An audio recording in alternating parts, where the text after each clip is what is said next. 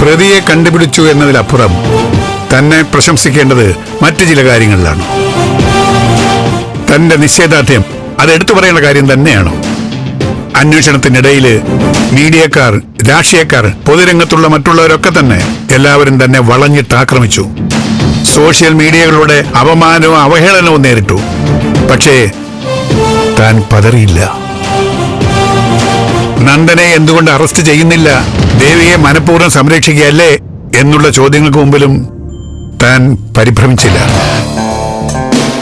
Case ക്രൈംബ്രാഞ്ചിനെ ഏൽപ്പിക്കണമെന്ന് പറഞ്ഞപ്പോഴും താൻ ഒറ്റ സ്റ്റാൻഡിൽ ഉറച്ചു നിന്നു. ഒരിക്കലും ഒരു പ്രതിയെ സൃഷ്ടിച്ചെടുത്ത് അറസ്റ്റ് ചെയ്യില്ല എന്ന്. യഥാർത്ഥ കുറ്റവാളിയുടെ കയ്യിലായിരിക്കും വിലങ്ങ് വെക്കുന്നെന്ന് പറഞ്ഞതിലും താൻ വാക്കുപാലിച്ചു. സാറും വാക്കുപാലിച്ചു.